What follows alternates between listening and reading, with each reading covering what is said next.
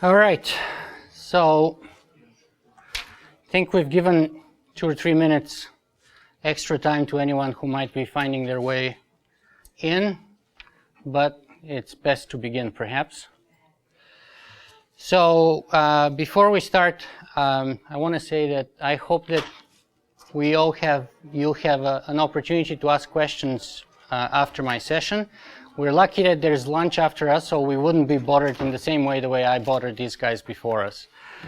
And I do have a microphone that I intend to pass around when we go into the question period, so that you guys can all take your turn and just ask away. But the main point is that it's not really the answers that I'm trying to supply here for you today, but the questions.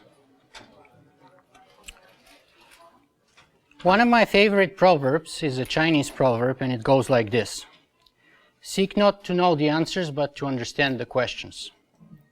And so, when we are confronted with an issue, one of the best things that we can start with is ask ourselves, what is the question that I should be asking? Because the type and quality of the question we begin with will ultimately determine, hi Darren, the type and quality of the answer we're going to get.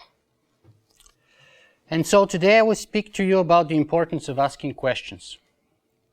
There are many questions that I will bring to your attention today, but perhaps the most important one that we will have to face, both as a civilization and as individuals, is one of the oldest questions that has been around for thousands of years. And we still have failed to provide an answer that satisfies at least the majority of us. And the question is, what is human? And so this presentation will not be about podcasting. Last year my presentation was about the 15 most fundamental tips that I could give you for starting and eventually becoming a successful podcaster. I shared how I passed over 500,000 views and got for 10 weeks in NASA at their bill, NASA's Ames campus in Mountain View in California, and how I got to meet amazing people in person such as Ray Kurzweil, Peter Diamandis, astronaut Dan Barry, the people who send up the Mars rovers, and I got to visit amazing cutting-edge technological companies such as Google, Facebook, and Tesla, among many, many others. This year, I could have told you how my Singularity One-on-One podcast passed 1 million downloads. But the principles that I use and I continue to use to this day are the same. So going from 500,000 in 3 years and then doubling in 12 months to 1 million required nothing more than some momentum that I have gathered before and the application of the very same fundamentals. So let me say this again. This presentation will not be about podcasting. If you do want to find my tips and hear my personal podcasting story, you can go to SingularityWeblog.com and simply search for Podcamp Toronto. Then you will find the video, the audio, and the text of last year's presentation. It's all there. Also, as you can see, my friend Josh from joshgloverphotography.com is recording today's session. So you don't need to take any notes, but just sit down and relax. Give me a week or two, and I promise I would have the video, the audio, and the full text with hyperlinks online so that you can go and use it as a reference anytime you'd like. Finally, feel free to also come up with questions because I will leave time, or I hope I will leave time for a brief Q&A in the end. Because you see, I believe that asking good questions is actually one of the most important and most fundamental skills that any intelligent being can acquire. And so while I did say that this will not be about podcasting, let me give you a couple of tips on the questions you should be asking when reading session descriptions at Podcamp Toronto. And I promise that will get me in a whole lot of trouble in just a second. So question 1 that you should be asking: how qualified is the person holding the session? You see, Podcamp Toronto is a fantastic open unconference. This is both a good and a bad thing.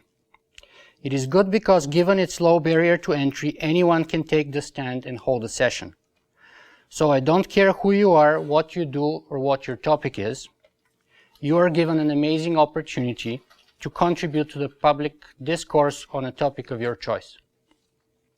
The bad thing is, though, that again, given its low barrier to entry, anyone can hold a session.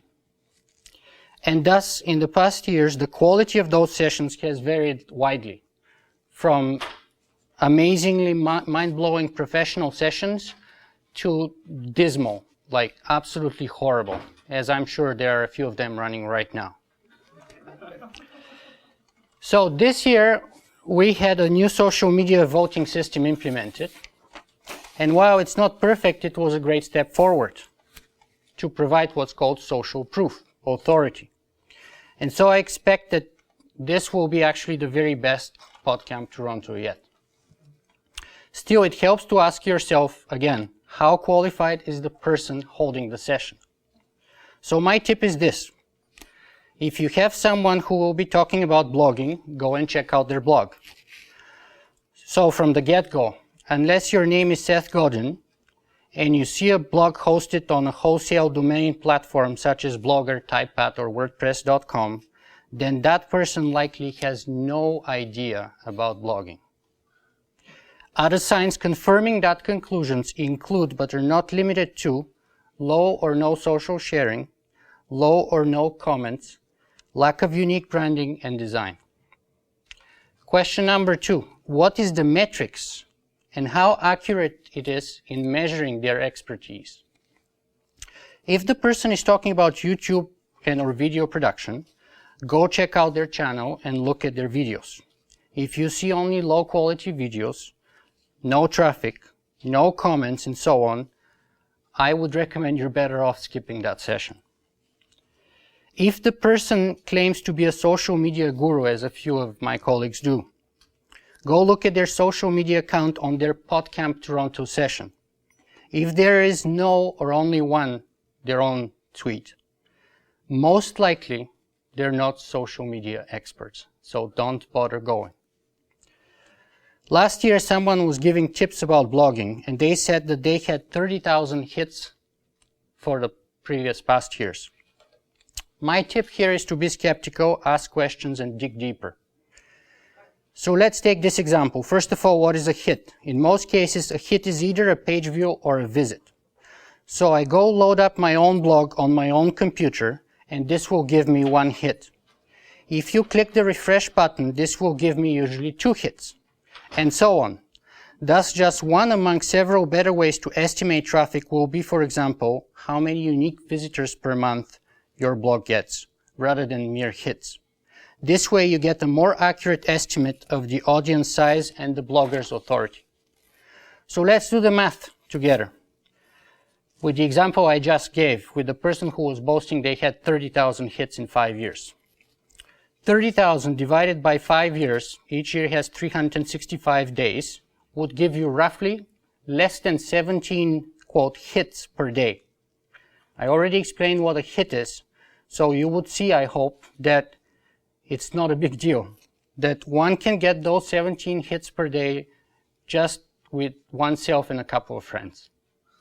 So again, if I were you, I would claim, don't waste your time learning from such, quote, popular bloggers. And so, to recap, today's tip for podcasting, as well as most other things in life, is be skeptical, ask questions, measure, and dig deeper. Okay, let's move on to the main question here today. Peering into our future's black hole. Artificial intelligence, transhumanism, and the end of humanity. In my session description, I promised to share my answers to 5 fundamental questions. So let's go. Number 1, what are the most important technological trends today? Since we can spend the whole day discussing just this topic, and we only have 45 minutes, and I'm hoping to get to questions 2, 3, and 4, and 5, I would start by giving you what I believe is by far the very most important trend, and that's called exponential growth. This is also the easiest trend and the hardest at the same time. It is easy because unless you have been living in a cave somewhere for the last 50 years, you already know that the world is changing faster than ever before. Not only that, but the change that we can clearly see ourselves, I believe, is speeding up and accelerating in its own right. I believe this is more or less obvious and easy to see for everyone here. But exponential growth is very hard to grasp because our brains have evolved to make linear rather than exponential projections. And so, to help us grasp it better, let me use an ancient Indian chess legend as an example. The legend goes that the tradition of serving pai pao sam, which is, I'm told, rice pudding, which is being served in Hindu temples, originates after a game of chess between an ancient Indian king and Lord Krishna himself. So the king was a big chess enthusiast and had the habit of challenging wise visitors to a game of chess. One day a traveling guru was challenged by the king, and to motivate him, the king promised him any reward that the sage could ask for if the king gets defeated.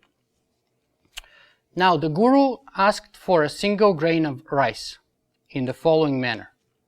1 grain of rice placed on the first square of the chessboard, and then doubled every square afterwards. So 1, 2, 4, and so on. And the king accepted. They played the game, and the king, of course, lost. So, having lost the game, the king, being a man of his word, ordered a bag of rice to be brought to the chessboard. Then he started placing rice grains according to the arrangement. 1 rice grain on the first, 2 on the second, 4 on the third, 8 on the next one, 16, 32, 64, 120, 128, 512, 1024, and so on. And quickly realized that he couldn't pay his debt. Because following the exponential growth of that rice payment, on the 20th square, the king would have had to put 1 million grains of rice. On the 40th square, the king would have had to put 1 billion grains of rice. And finally, on the 64th square, the king would have had to put 18 billion trillion grains of rice, which is equal to about 210 billion tons of rice, and is allegedly sufficient to cover the whole territory of India with a meter-thick layer of rice. At 10 grains of rice per square inch, the above amount requires rice fields covering twice the surface area of the earth, oceans included. So it was at this point that the Lord Krishna revealed himself, his true identity, to the king, and told him that he doesn't have to pay his debt immediately, but he can try to do so over time. And ever since that day, when you go to a Hindu temple, you bring rice to try and pay that debt that's been sitting there for thousands of years. Now, I hope you agree with me that this is an interesting and powerful story that helps us understand exponentials. But some of you may point out that it is a myth, it's a legend, it's not real. Well, let us look at the best known example of exponential growth from the world of technology today, and that's Moore's Law. Moore's Law is named after Gordon Moore, the co-founder and former chairman of the Intel Corporation. It was published in 1965, and simply put, it states that the number of transistors that can be placed on an integrated circuit for the same price will double every 18 to 24 months. And we already know that, right? We know that computers are obsolete the moment you buy them, and that the next computer will be at least twice faster for the same price. But today, everything is a computer. Your phone, your tablet, your camera, your car, even your toothbrush. And so we all have come to expect that the next generation of almost any product we buy is at least twice better than the previous generation. Thus, in a universe going digital where everything becomes information, we're increasingly able to manipulate and mold that information. And as far as the digital universe is concerned, we are gods. We can do whatever we want. But we have to remember that what used to be material is now digital. Take books and music records. They used to be material objects, but now they have dematerialized and have gone digital. The thing is that this is only the beginning.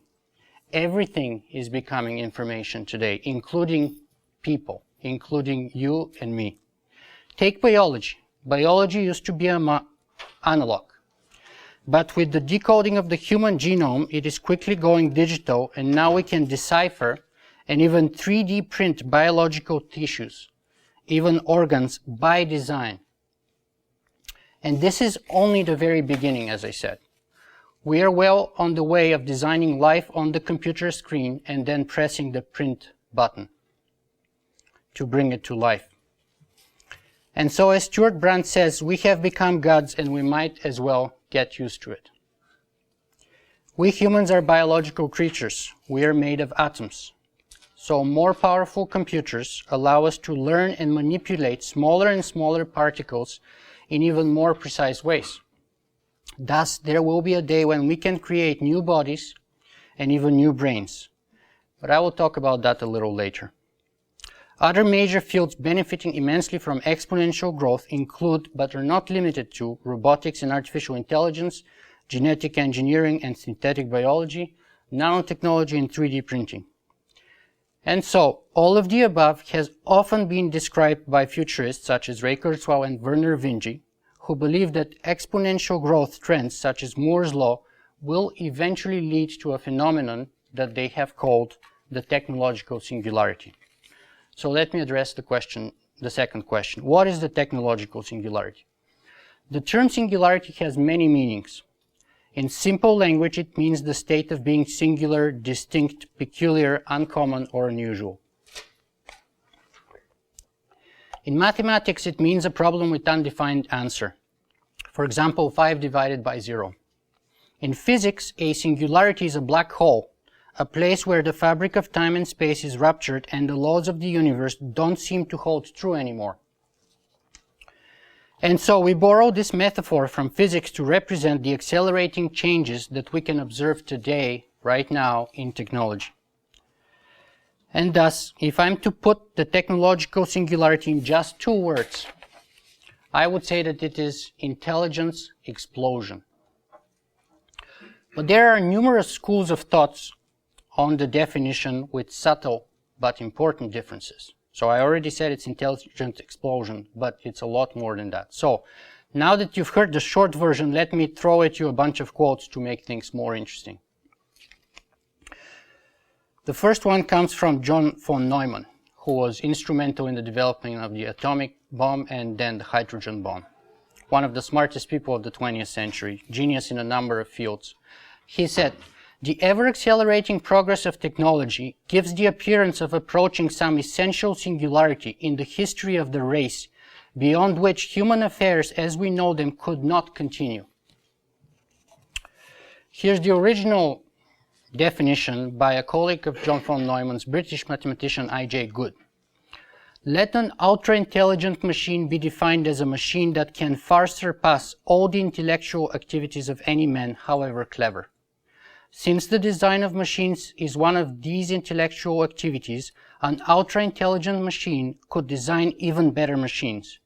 There would then unquestionably be an intelligence explosion, and the intelligence of men would be left far behind. Thus, the first ultra-intelligent machine is the last invention that men need ever make."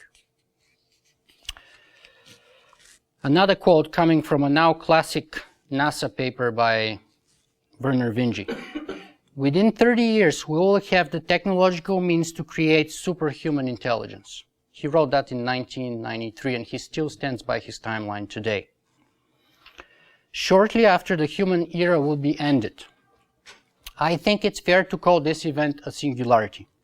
It's a point where our models must be discarded and a new reality rules. As we move closer and closer to this point, it will loom vaster and vaster over human affairs till the notion becomes a commonplace. Yet, when it finally happens, it may still be a great surprise and a greater unknown."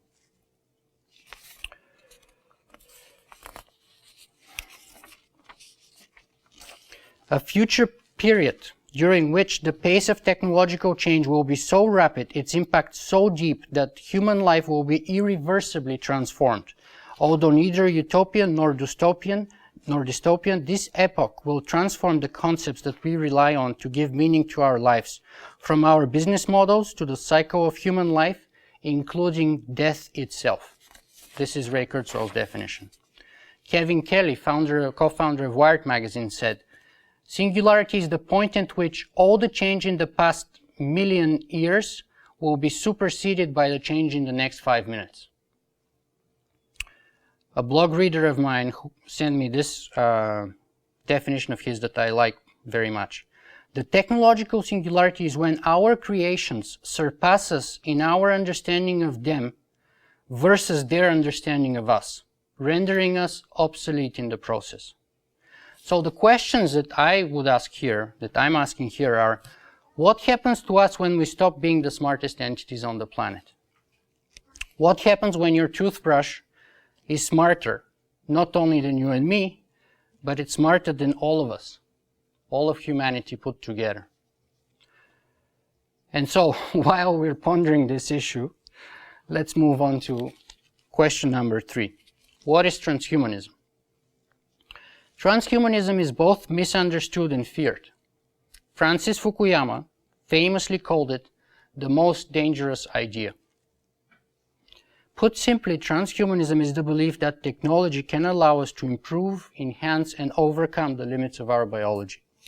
More specifically, transhumanists believe that by merging man and machine via biotech, molecular nanotech, and artificial intelligence, one day science will yield humans that have increased cognitive capabilities, are physically stronger, emotionally more stable, and have indefinite lifespans. This path, they say, will eventually lead to a post-human, intelligent, augmented beings, far superior to men, a near embodiment of God.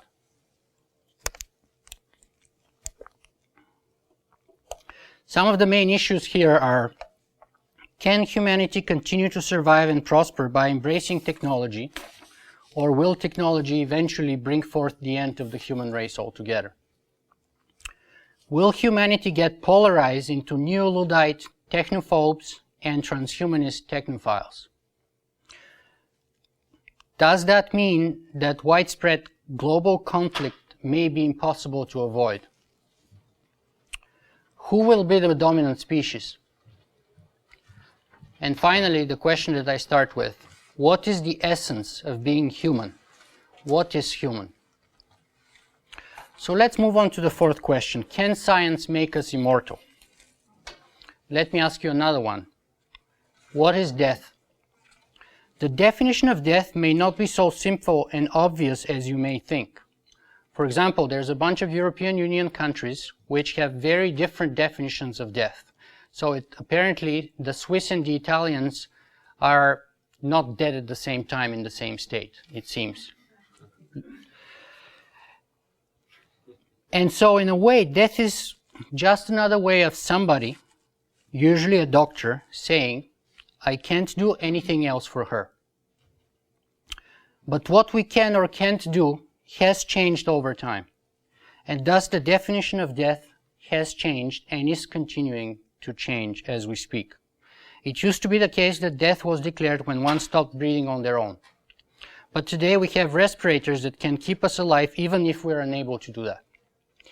It used to be the case that death was declared when one stopped having a pulse, that is, perceivable heart rate.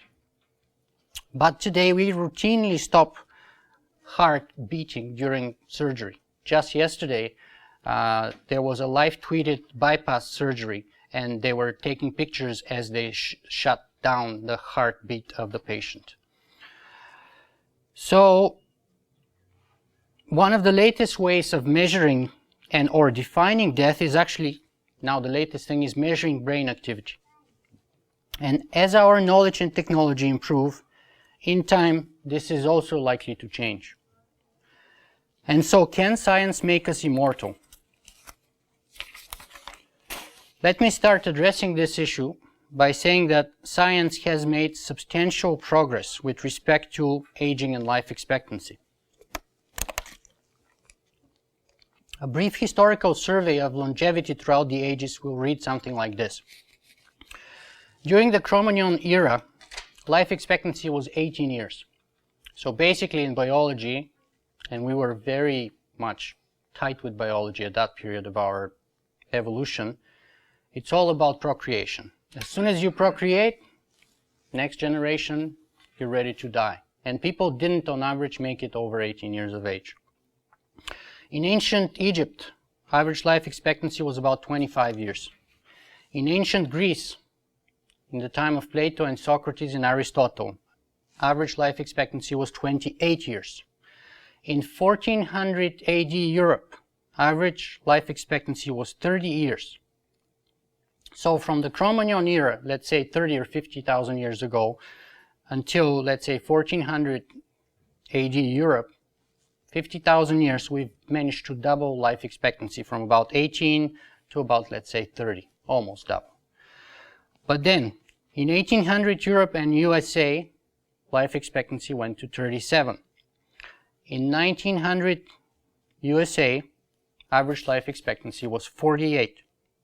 And so when around 1900 Social Security was introduced at 65 in the United States, one of the reasons was because introducing it wouldn't cost much money to the Treasury. And why? The reason was simple. Most people never actually made it to 65. They were dead way before that. The problem is that today, though, we are victims of our own success because almost everybody makes it over 65 today. In 2002, in the United States, the average life expectancy was 78. A child born today, anywhere in the world, is expected to live over 90 years. And right now, every 1 year, our life expectancy improves by 3 months. So what happens is this. This year, let's say my life expectancy is, let's say, for brevity's sake, 90 years. Next year, my life expectancy will be 90 years and 3 months. The following year, it will be 90 years and 6 months, etc., etc. And so that process itself is also accelerating. And there will be a point when every year as we age, we would be able to basically halt time, stop the biological clocks, and enhance life expectancy by another year. This is what Dr. Aubrey de Grey calls longevity escape velocity. At that moment, we would start having indefinite lifespans. So, let's go to question number 5. I'm rushing a little bit here so that I hope that I have managed to stir your imagination and we can jump into the discussion. Why humanity is doomed to go the way of the dinosaurs? We're often told that humanity is the pinnacle of evolution, but it is not hard to see that we are a beta product. We have numerous problems and we are far from perfect. In fact, what has allowed us to survive and prosper is our intelligence, which has given birth to our technology. Strip away all of our technology, and the vast majority of us will not survive.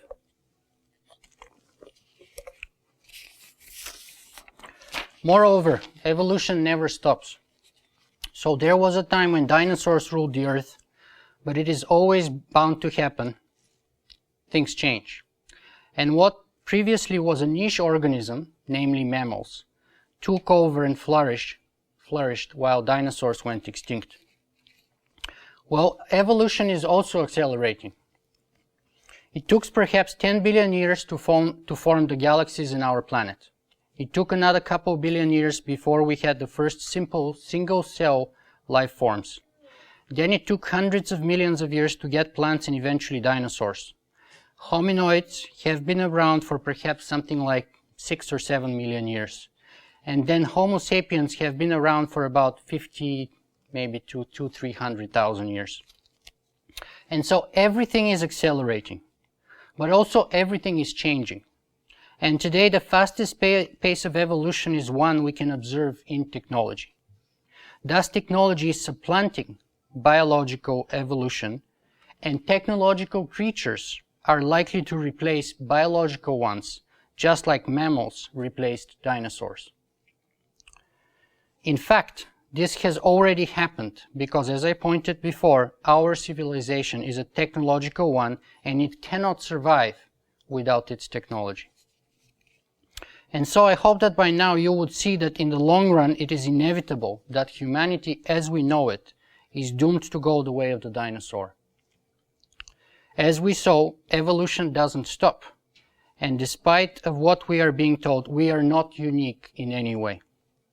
And just like all species before us, Homo sapiens will eventually go extinct. However, this does not have to be necessarily bad news. For as long as humanity evolves and there is continuity between what we are today and what we have to become to survive and prosper, there is hope. In fact, this, as Ray Kurzweil claims, is the very essence of what makes us human. Our ability to evolve and transcend. And so this is the choice. Evolve and transcend our biological limitations or go extinct.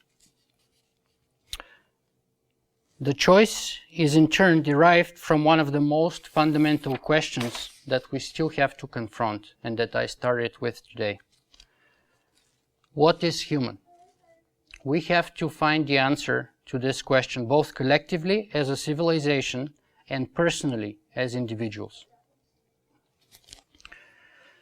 This session was not meant to provide definitive answers, but rather to set the stage and ask some questions in an attempt to generate discussion, to provoke thought and stir your imagination. My goal here was to spark a conversation about the impact of technology, exponential growth, and artificial intelligence. My name is Nick, or Nicola. My blog is SingularityWeblog.com, and my blogging alias is Socrates, the man with the questions. Today I have tried to share with you my journey to discover who I am as a being, who we are as a species, and most of all, how does technology change the meaning of both the above questions and answers. And so now I would like to invite you to join me in this journey and start asking your own questions. Let us open the Q&A session. This is a question I always ask people is, and I missed the beginning of your presentation, so my apologies. Is there any particular literature or stories, I'm thinking perhaps it would be science fiction, but it could be other forms of literature that have particularly informed you as you've been reflecting on what all this means. And I wondered if you're familiar with one of my favorite short stories from when I was in high school about 1 million years ago called The Machine Stops.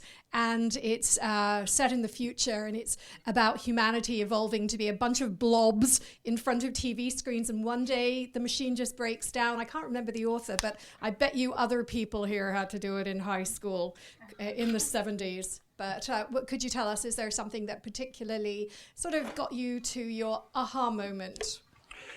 Well, my personal aha moment was I was doing a master's degree thesis at York University, and I'm a political scientist and a philosopher, so my area was the most depressing area. My field of expertise was war or armed conflict.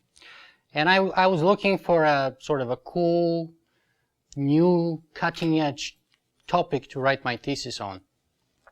And what I came up with was artificial intelligence in times of war. And that was 2006 or so, where it was only the very beginning of the first drone strikes in places like first Yemen, then Afghanistan and Iraq. And what I argued there was that what we may be witnessing is not necessarily the clash of two civilizations, as Samuel Huntington put it, or two ideologies, but the very first time in the history of this world when increasingly intelligent self-autonomous machines are increasingly taking automated decisions as to whether a human being would live or die. In the process of my research for that, I read a book written by Ray Kurzweil called The Singularity is Near, and that book totally blew my mind. Like, it absolutely blew my mind. I can quote a couple of other books that have been fundamental. Of course, Werner Vinge's classic 1993 NASA paper is absolutely a must-read. On the science fiction end of things, I'm particularly a fan of Charlie Stross and his book called Accelerando. It's a fantastic singularity story. As far as the particular story that you mentioned, I have not read it, but the plot is very similar. Cory Doctorow has a similar story about the future in a world where basically people are changing bodies every time they catch a cold, because it's easier to upload into a perfectly new, healthy and clean body rather than fight a cold, and it's much more pleasant, right? So I know, I've heard of that kind of plot before. As per what books I would recommend, I would say feel free to get my business card. I have a whole collection of books that I have recommended on singularitysymposium.com and my blog singularityweblog.com when I've done many reviews. There's about maybe 750 articles by now, and I've done about 140 interviews with pretty much most people that you can think of in the world.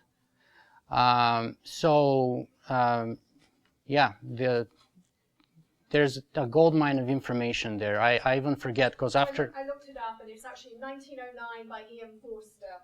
So I guess that it's interesting to me that you're coming from political science.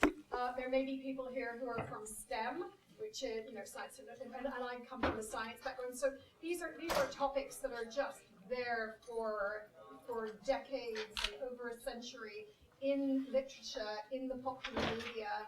So it's interesting to me that you're maybe coming, and lots of scientists read sci-fi. Yes, absolutely.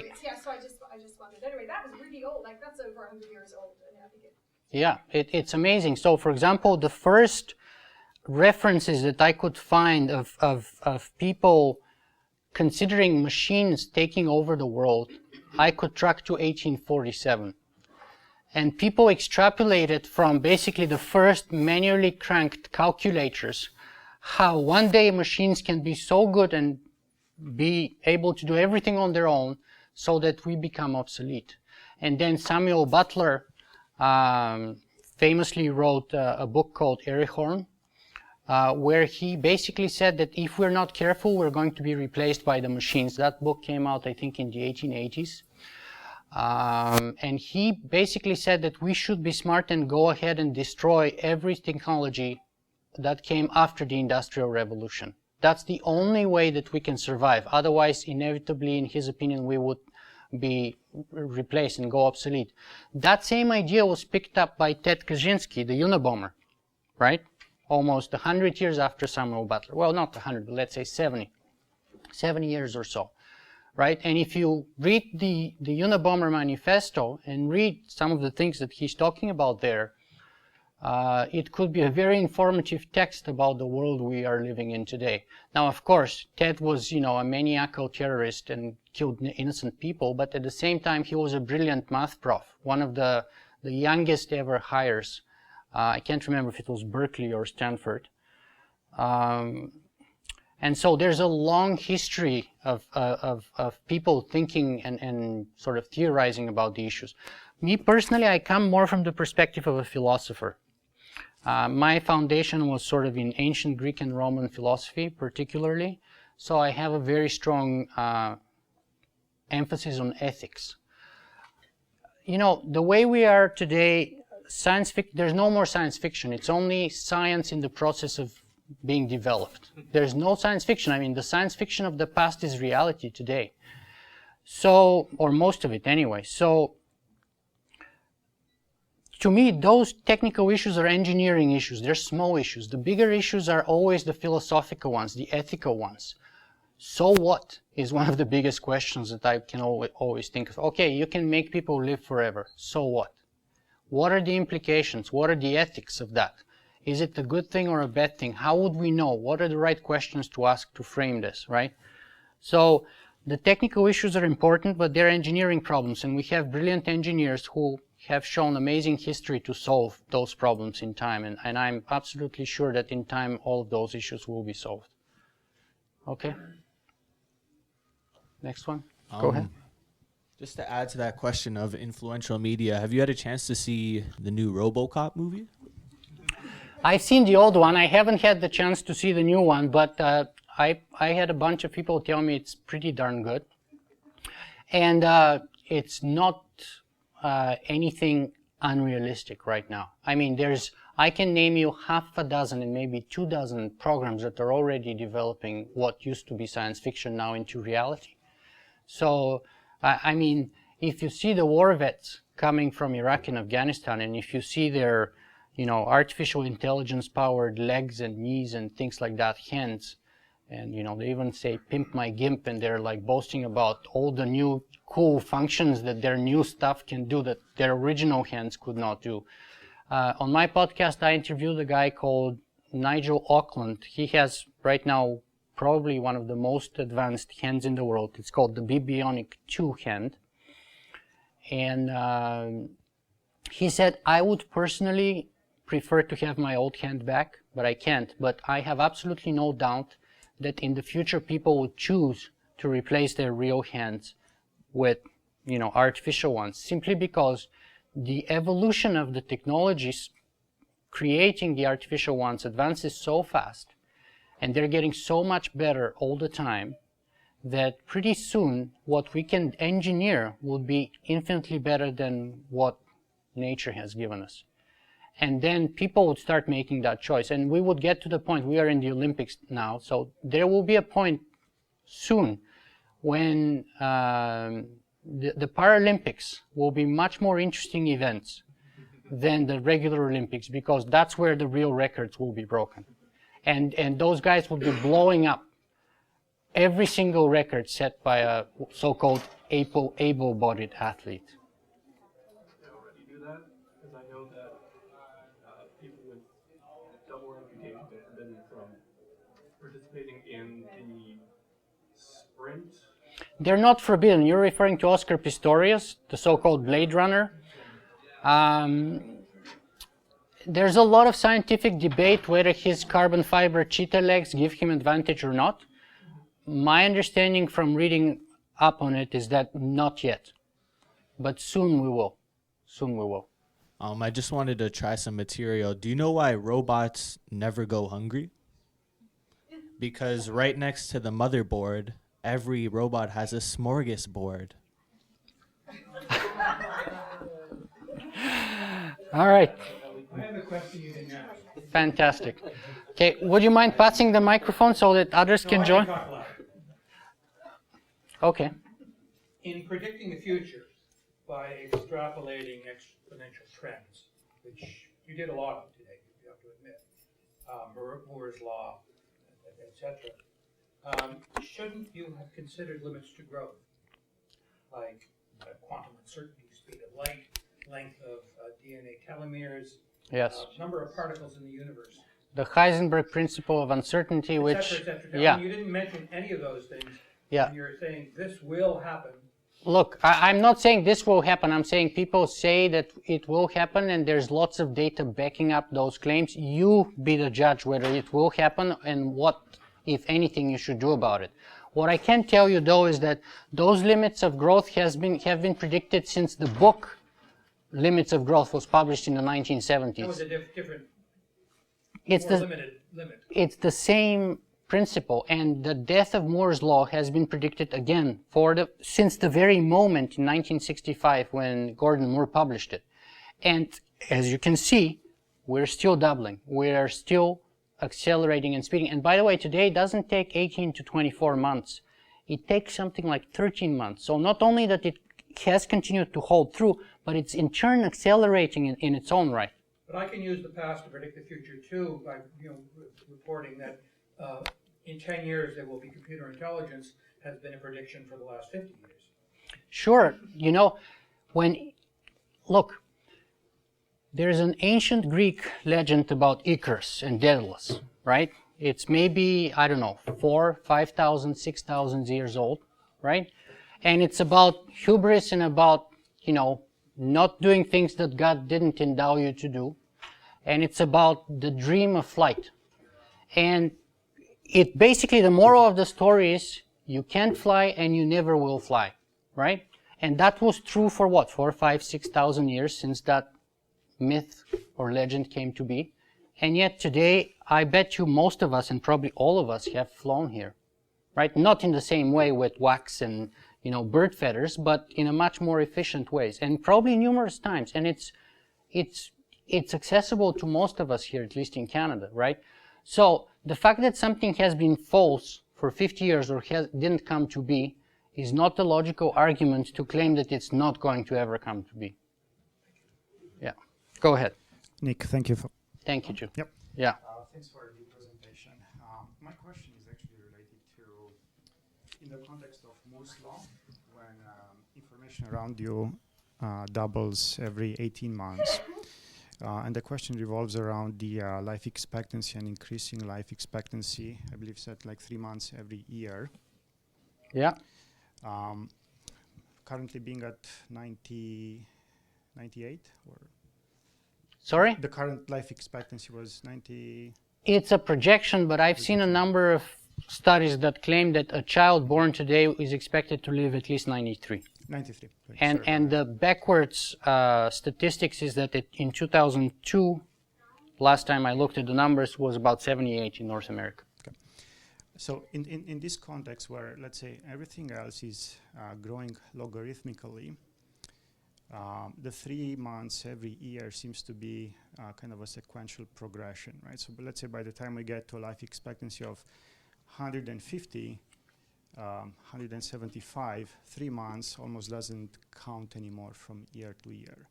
So everything else grows like this, whereas life expectancy looks like it will top somewhere. Why?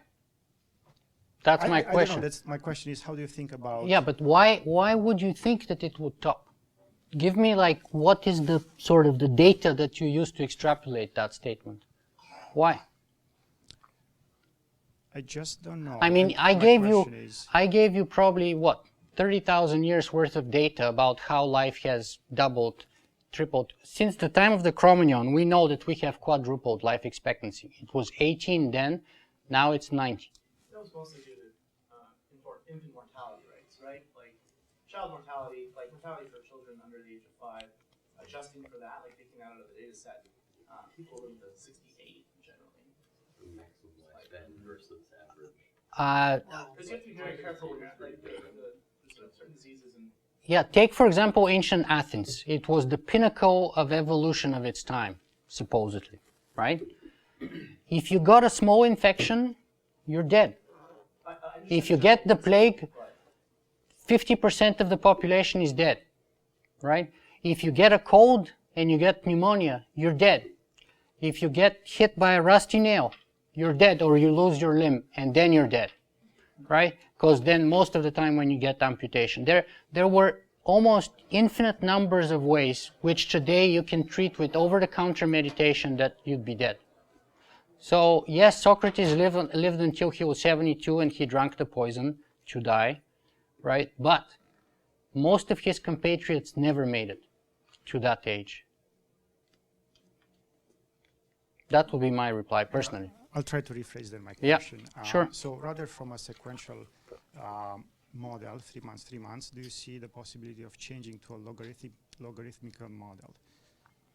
Yes, well, that was not always the case that we had 3 months, right? As I said, that 3 months is accelerating in its own right.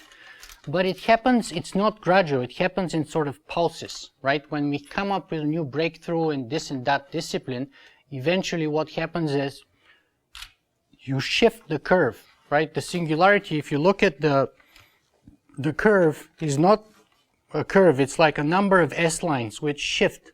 So it goes like this, it tapers off, but then there's a new curve. We have a breakthrough in, computing, in genetics, in 3D bioprinting, and therefore instead of, making very crude bypasses in which, we take a vein from your thigh and you basically hack and short-circuit your heart, right? Instead, what we do is we bioprint a brand new heart for you, which is better than the one you've had. It's perfect because it has your own stem cells. And once you have something like this, a breakthrough of this kind, then you would shift the curve very substantially. On my show, as I said, I've interviewed 140 people. Let me just give you one example. A couple of weeks ago, I interviewed a gentleman called Gabor Forgac, very interesting guy, former theoretical physicist. Now he's the founder of two companies. One is called Organovo, and the other is called Modern Meadow. Organovo designs and bioprints with a patented invention of his human tissues, and the idea is that soon they'll be able to do so for, not soon, but let's say within 10 years, they'll be able to do whole organs. Modern Meadow has two short to medium term goals: to produce suffering-free, perfect, cattle-free leather to begin with. So instead of stripping off the leather of the backs of animals, you grow it, or you 3D bioprint it, you engineer it. And the other thing is meat, right? I mean, and that's only one of many projects. Dr. Mark Post from the Netherlands, recently funded by Sergey Brin, had this public tasting of the first lab-grown hamburger meat. Now, obviously, making a liver or a heart is a lot more complicated than, you know, engineering a hamburger patty.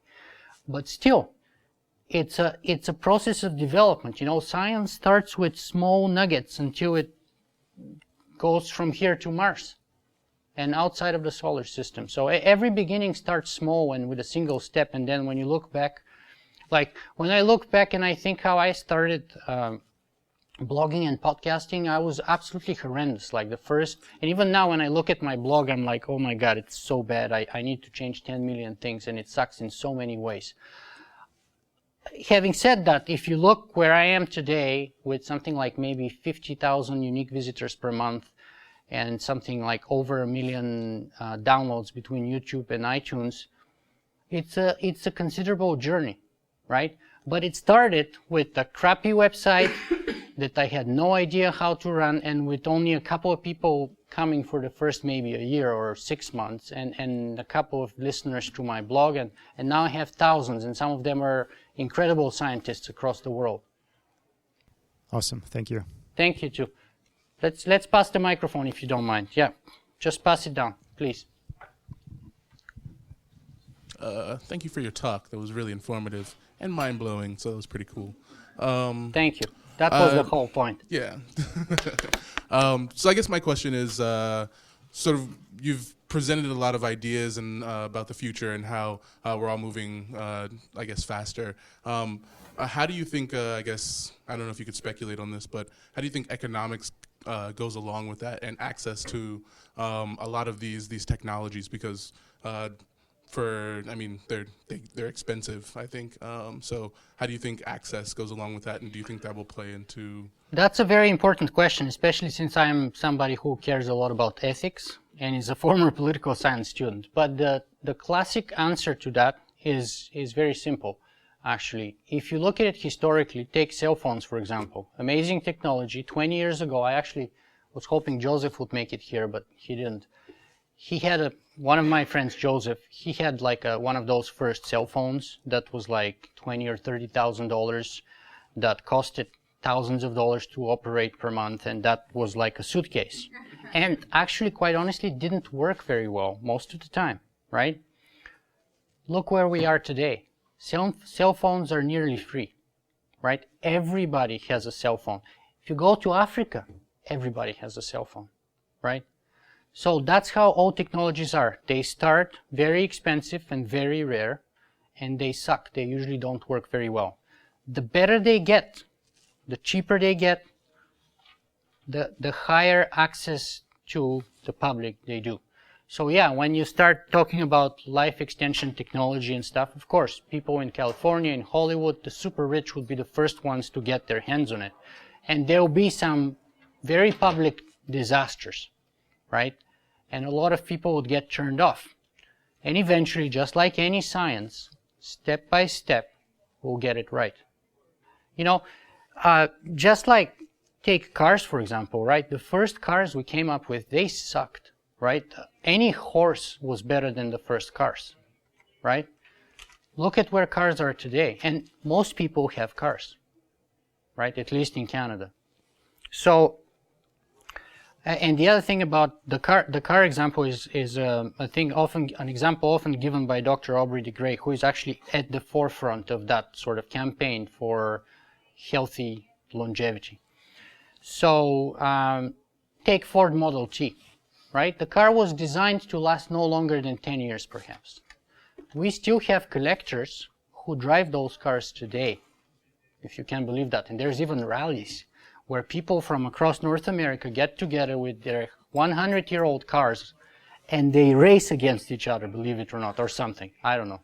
Anyway, how is that possible if the car was designed to last 10 years? Well, it's possible because we know everything there is to know about internal combustion engines. We know all the parts that the car is made of. We know how they work, we know how they're put together, and we know how to make them and replace them, right?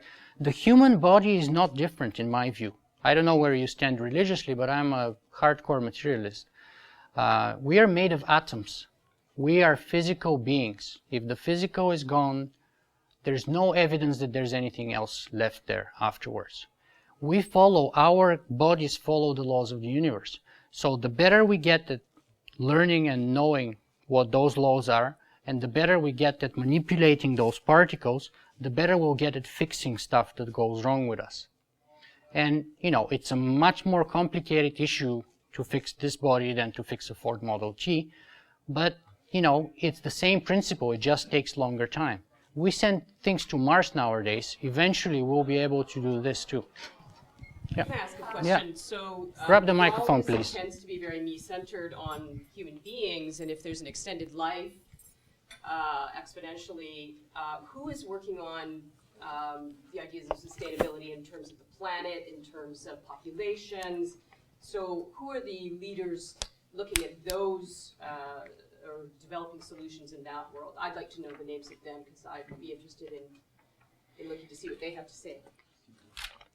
So we live in a world full of problems, right? We live in a world full of problems. And we're facing many of them, and many of those problems are technological. In other words, it was technology that got us into many of those problems, right? So, as I said, we're victims of our own success, because if we didn't figure out how to make better fertilizer, and if we didn't have the agrarian revolution, we wouldn't have 7 billion people today and growing, right? Clearly, that's why I asked the question. But the answer is not less technology. The answer is not less technology. So, first of all, if you shut down all technology today, people have made arguments that perhaps if we go to the sort of hunter-gatherer society, our planet is able to sustain 200 or 300 million people. So we're talking giga death here, death at large scale. So the answer to our problems is not less technology, it's just more and smarter technology. So if you're asking who are the people, I would say it's the same people. It's the technologists, it's the people at the cutting edge. It's the people such as Google, it's the people such as inventor like Dean Kamen. It's the people from, for example, Bibionic, who invented that amazing hand that Nigel Auckland and others. It's those innovators, it's those people who come up with that stuff. They're pushing the ball forward. They're making the progress, and eventually, it's not a guarantee, but that's the only hope I see that we've got of resolving our problems. And of course, it's not technology in its own right is not sufficient by itself to fix the problems. We need other things like political will. We need ethics. That's why my show is all about ethics, and technology is just sort of the context. Right.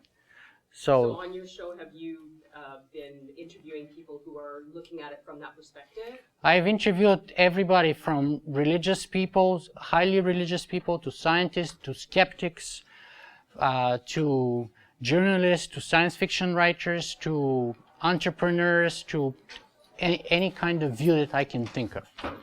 Right. So if I go there, I guess what I'm trying to get is an answer from you on who those people, like specifically who those individuals might be, and or books or sources.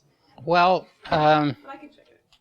Yeah, as I said, look at Singularity University. That's their whole sort of modus operandi, right? The goal of going to Singularity University, for example, is as they modestly put it, how do we make a positive change in the life of 1 billion people within 10 years?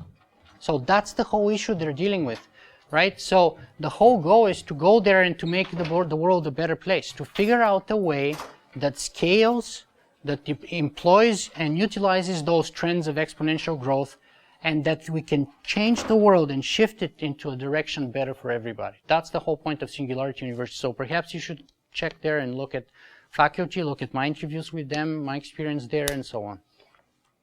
Let's pass the... Lunchtime is 30. If you want to take a break, you can take a break. And if you want to Yeah, thank you. Also in fact. Yeah, thank you. Lunch has started, so I'm willing to take as many questions as you guys want, but if you guys, whoever wants to go for lunch, feel free to do so. I'll continue taking questions. Go ahead. Just curious whether you've seen the Spike Jonze film, Her. And what's your take on it? Yeah, I love that movie. However, real life is not a movie.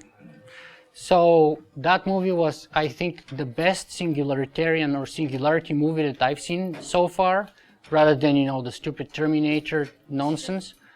But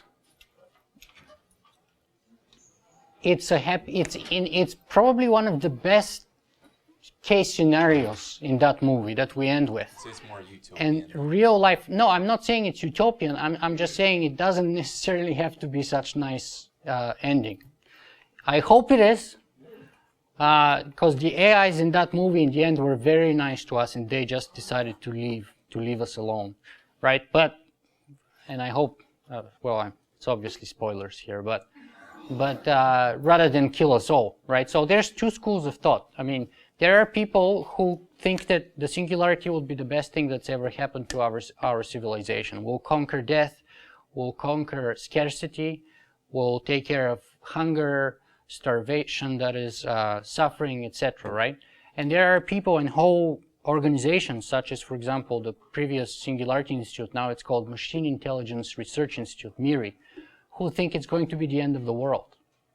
And they have, I think, maybe about $1 million budget right now doing research on how to prevent that from happening, how to create what they call friendly artificial intelligence, because they say that by definition, as soon as they're smarter than us, as they will be probably, they don't even have to hate us necessarily like in the Terminator, but as far as they don't consider us equals, you know, we don't hate ants, but we destroy ant colonies everywhere we go, and we don't even pay attention. And the difference in intellectual capacity between us and them would be equal and expandingly greater than us and ants, for example. Hi, great talk. And I have a question regarding, do we as a society have, like a democratic society, have ownership to information and technology and artificial intelligence? I mean, we're dealing with some of the conflicts today of, you know, whether this is, it should be a unified decision, but I don't know what your views are on where the trajectory should be for you know, when it does lengthen to that degree, and when we do elevate ourselves to find, like, I'm going to take genetic engineered organs, whether it's crops, where do we as a society, like, what do you believe in? I guess it's an open question, to be honest. I believe that overall there is hope. That's what I believe. I'm optimist. I think we can make a difference. That's why pretty much for the last 5 years, all that I've been doing is this, right? If I thought that there's no hope, I wouldn't be doing it. And I think that things are getting better, even though it's very hard to see when you turn on the news. And there's many reasons for that. But if there's one thing that comes with exponential change, that it's very disruptive.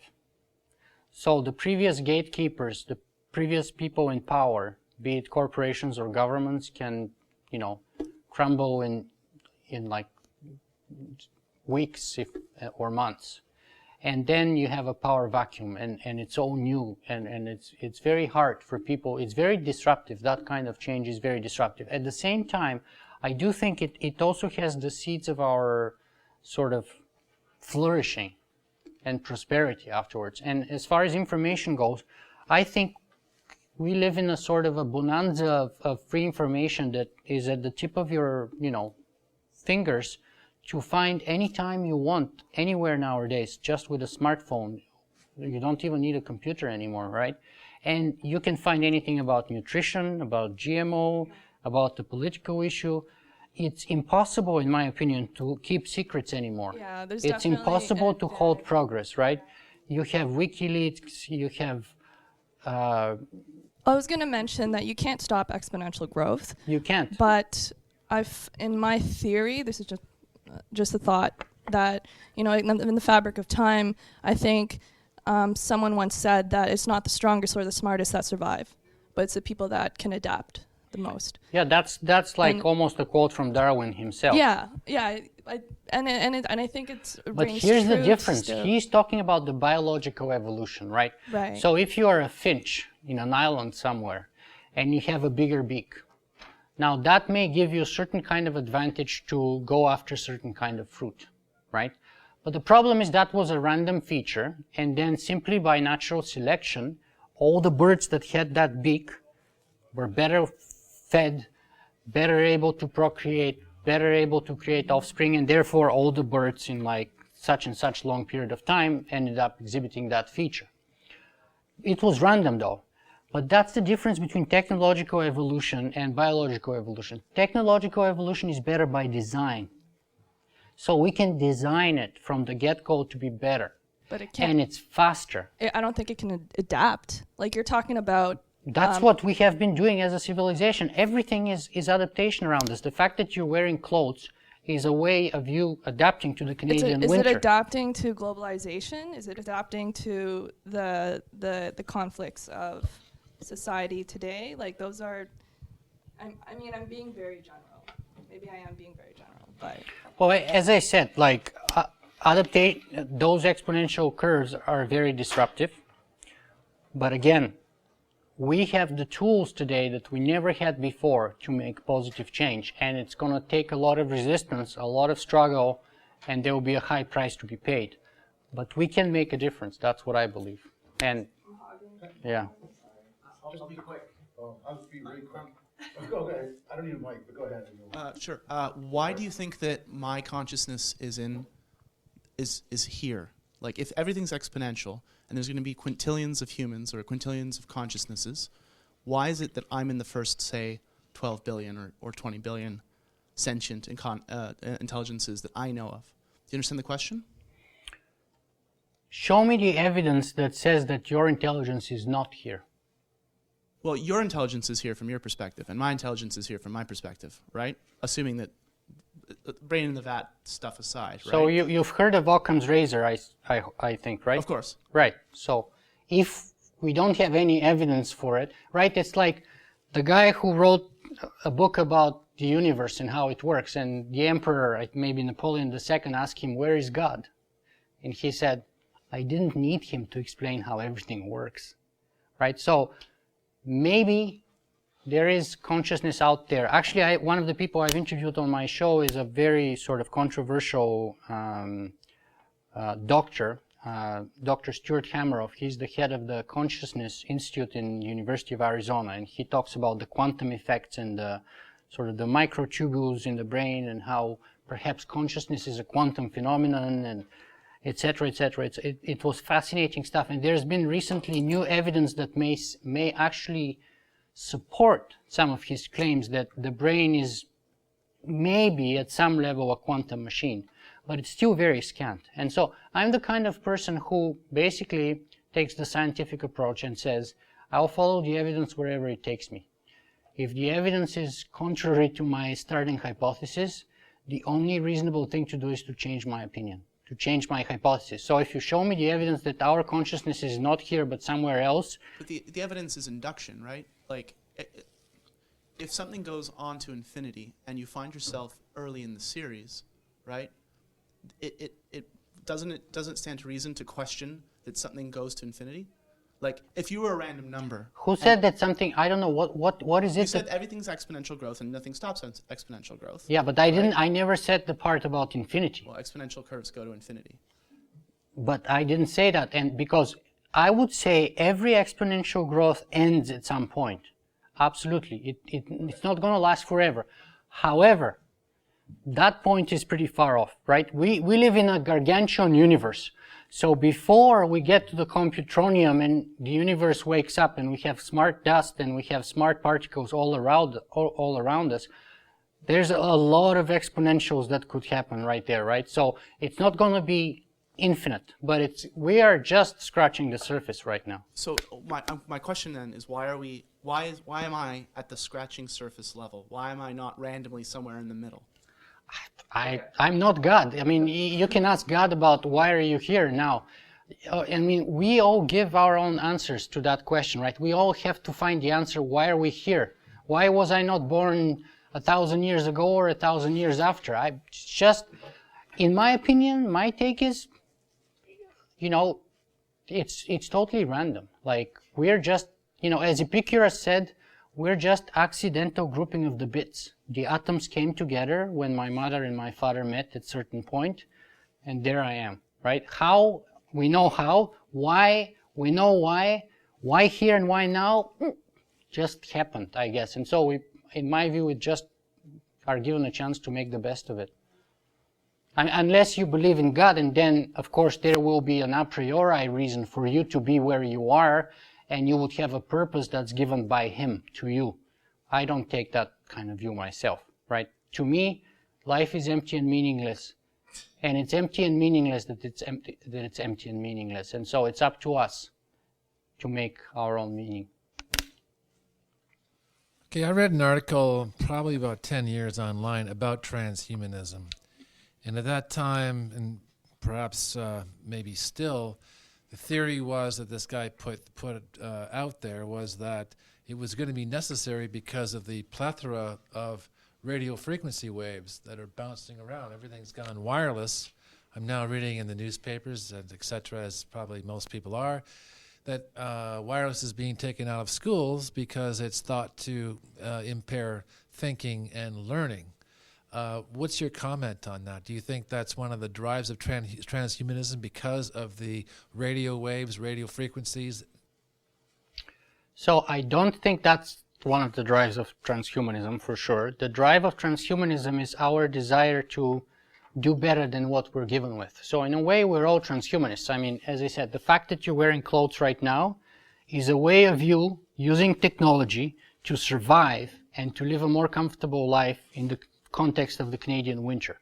So I don't think that's, any radiation or magnetic field would be the driving force. However, I do think that it is very possible that it will have an effect on all of us. As I said, we're made of atoms.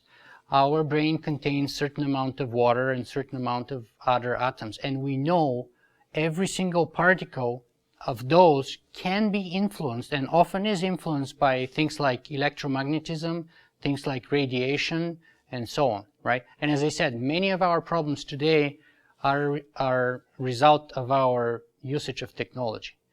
But again, as I said, it's not the solution is not using less technology or destroying it all. The solution is simply coming up with better technology. So we need better science to figure out those effects that you mentioned, figure out first if they're happening, for sure. Secondly, under what context. And third, start looking about the ways how we can avoid that, how we can have better, perhaps the length of the wave may have an impact, or just the proximity to towers or whatever, right? And this is what science is all about. You build. It's never perfect. You don't ever reach perfection, right?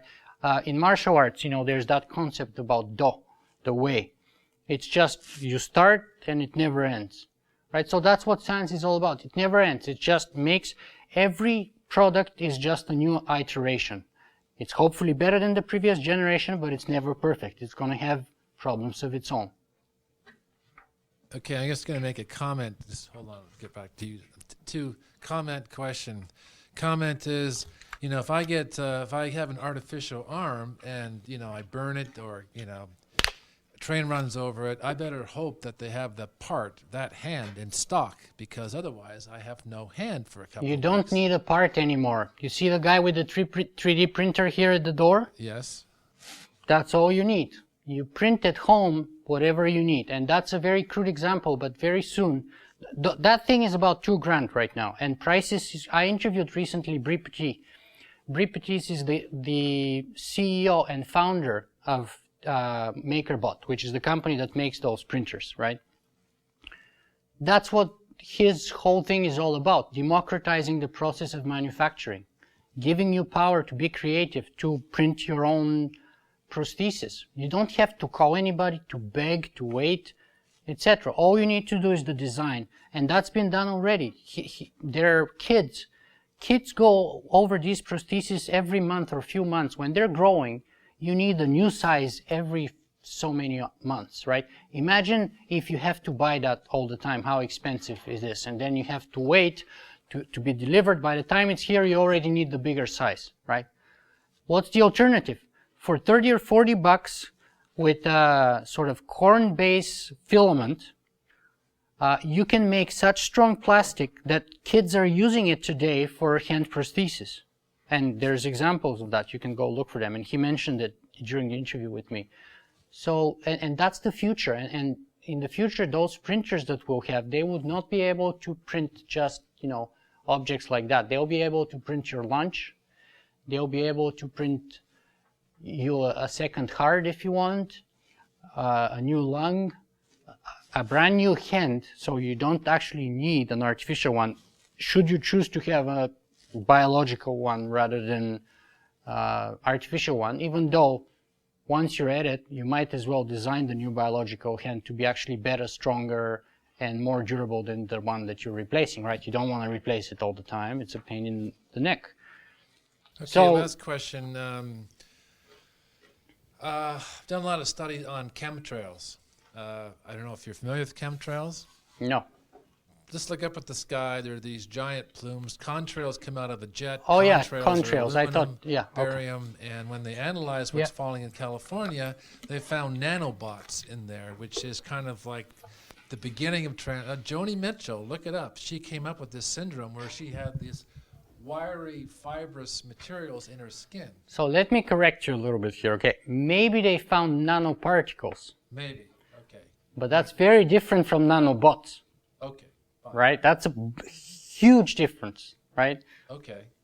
Right. So I agree on the nanoparticles. We know that there's like tons of them out there, right?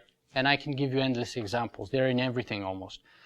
But that's not to say they're nanobots. There's a big difference. Okay, so this stuff's coming out of the sky. It's in some, I don't know, it's in some people's skin. It has like, basically you can't pull them out because they get immersed in your epidermal layer. And they have like technology in your skin falling from the sky. I just invite everyone to look it up because I agree. It's possible, but I don't have all the answers for you. First of all, I don't have all the answers, and secondly, I said many of the problems we're facing with today are technological problems. They are a result of the fact that we're victims of our own success, right? So, anyone else? First off, I love the podcast you do. I know Gordy and Brad Feld well, and how you kept them on the phone for 3 hours is amazing. But real quick, it's more a tactical question. If out of computer science, we evolve a non-biological sentient, how will we know? So what's the measurement to judge that outside turn? And why will it bother to engage with us? Say again. So basically you're asking me to give you the Turing test in a new version? Turing test. I'm a computer scientist. But why will it bother to engage with us is really the question. Well, that's the issue that Miri is working on, right? So they say by design or by definition it doesn't have to, and that's a problem. Because if it's ambivalent towards humanity, if it simply ignores us and follows its own ends and its own purposes, then one day we may face the point where we're made of atoms. The artificial intelligence has his own purposes and needs those atoms for something more efficient than we ask. Exactly, right. So they're saying, let's make sure that by design, we make sure that they're not ambivalent to us, but they are so-called friendly, right? So they care about us actually, because if they don't care, they don't have to hate us. But if they don't care about humanity, we are in trouble. They say as soon as you go into they don't care, we're dead. That's their whole spiel. That's the whole idea. I think that perhaps I'm oversimplifying, but that's the whole sort of impetus behind the Machine Intelligence Research Institute. And they have a number of people working on that. And I've recently, if you're a listener of my show, perhaps, did you get the episode with Steve Omohundro? Is that University of Arizona? No, he's a guy who talks about sort of mathematical ways of creating what he calls safe AI scaffolding. And it's all very mathematical, and it's basically designing a proper mathematical framework within which we know that AI would not be doing such and such things. And the proof would be on predictable mathematics. I recommend check out that episode. The guy is very well known. He was one of the top 4 or 5 engineers behind Wolfram Alpha and Mathematica. He's got a bunch of startup company, or at least one company and one sort of think tank about AI. And since you are in the same field, you might benefit from looking. And also next week, I'm publishing my interview with Grady Butch. Okay. You know, right? So check that one out. Next week? I hope I'm able to post it by next Friday. Yeah. So that will be another cool one to watch. Yeah. Thank you too. Well, guys, thank you for your time. I hope it was worth it. Thank you.